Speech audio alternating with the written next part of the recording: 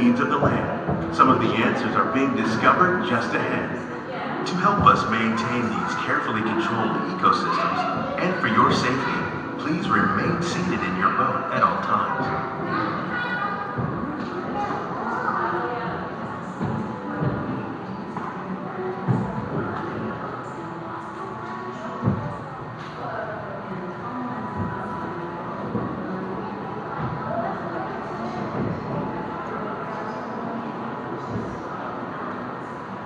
Welcome to our living laboratories, where scientists from EPCOT and the U.S. Department of Agriculture are exploring innovative ways to produce bountiful harvests now and into the future.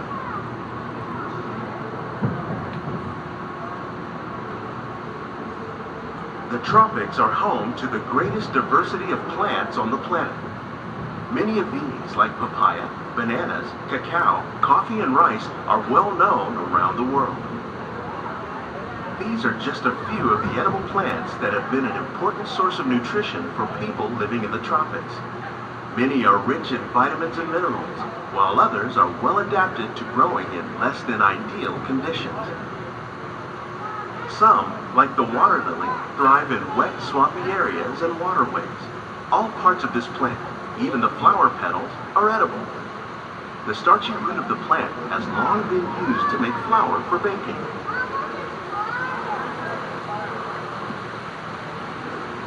One day, many of these lesser-known tropical plants may be as important as the bananas growing on both sides of the boat.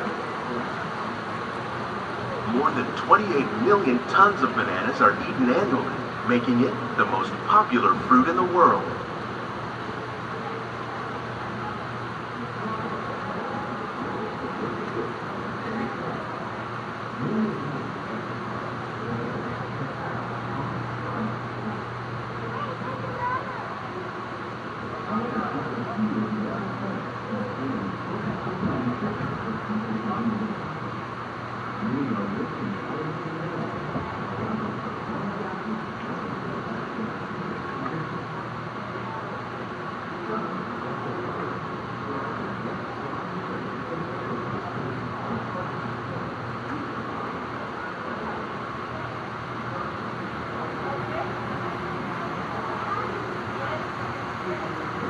When we mention farming, you probably don't think of fish, but fish farming, or aquaculture, accounts for nearly half of all the seafood consumed globally.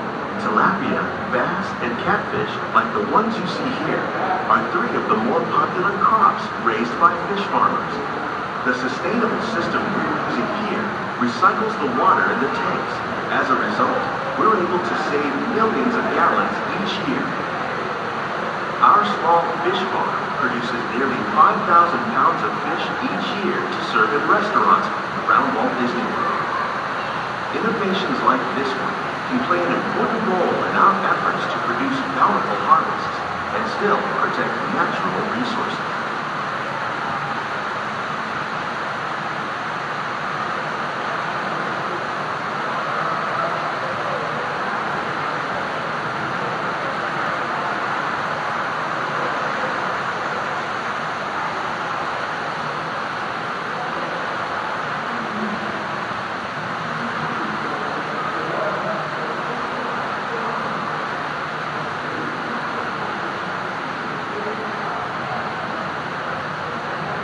While there are more than 50,000 edible plant species in the world, most of us are only familiar with the handful that make up our everyday diet.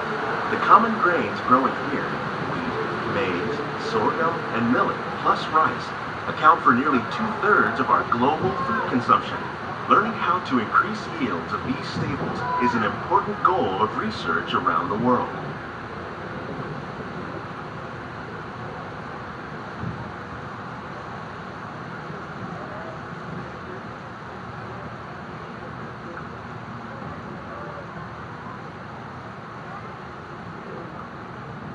These plants are definitely on their way up.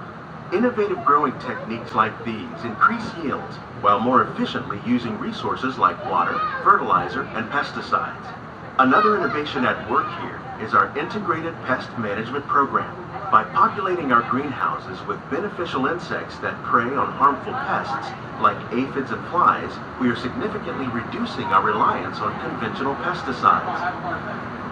We're growing these crops using our nutrient film system. This technique precisely controls and recycles water and nutrients. With it, we can produce over 27,000 heads of lettuce a year in this one small area.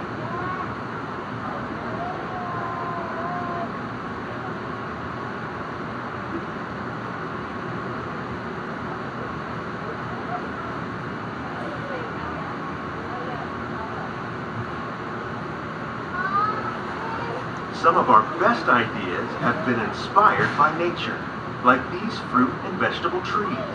By growing these ground plants vertically, we can increase yields and better control diseases. These crops taste as good as they look. In fact, we serve more than 15 tons of produce from our greenhouses in restaurants here at the land every year.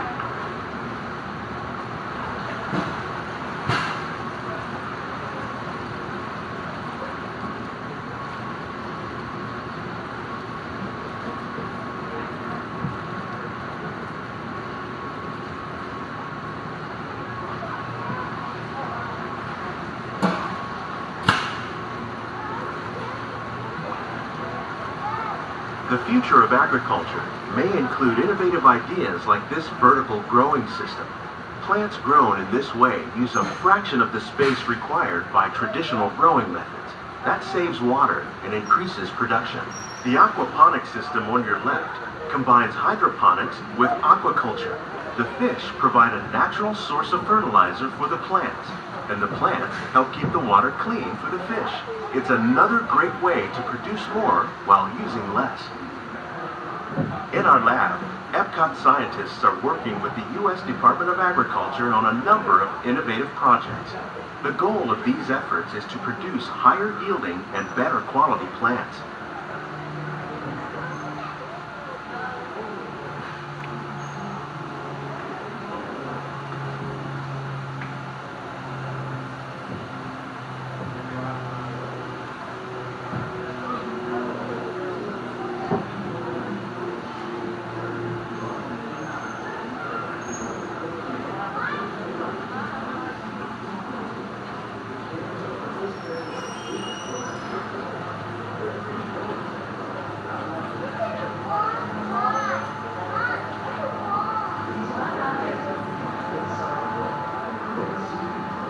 These green